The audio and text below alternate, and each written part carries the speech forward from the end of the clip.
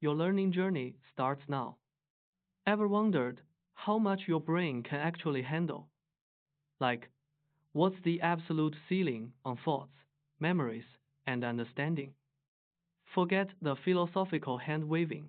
We're talking hard limits, energy information, the whole shebang. Let's dive in. Alright, first big idea, Landauer's principle. Sounds fancy, right? It basically says deleting a single bit of information releases a tiny specific amount of heat energy. Think of it as the universe's cosmic accounting department. Every yes or no, every 零 or 一 costs something. Then there's Bekenstein's bound. This one puts a cap on how much information you can cram into a finite space before gravity starts getting weird.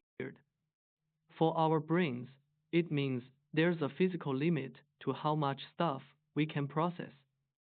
So, cognition isn't just abstract thinking, it's deeply tied to energy expenditure and information capacity.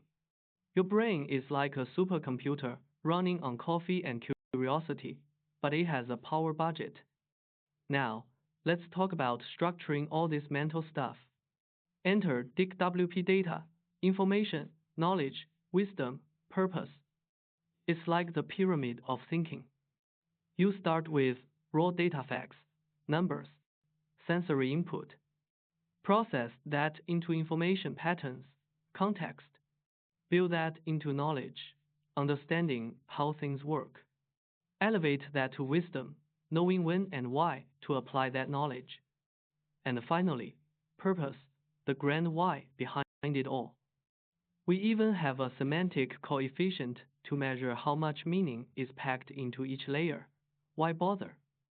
Because mapping this helps us understand not just what we think, but how we think, from the fuzziness of data right up to the clarity of purpose. It's like giving our cognitive processes an X-ray. So, what's the bottom line?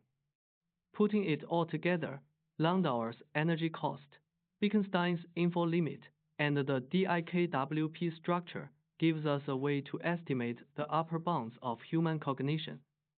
Our brains burn about 20, what's roughly like a light bulb.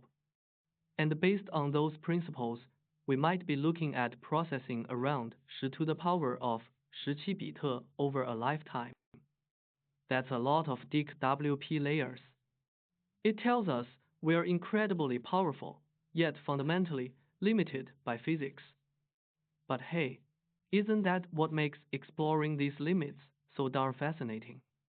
Keep questioning, keep thinking,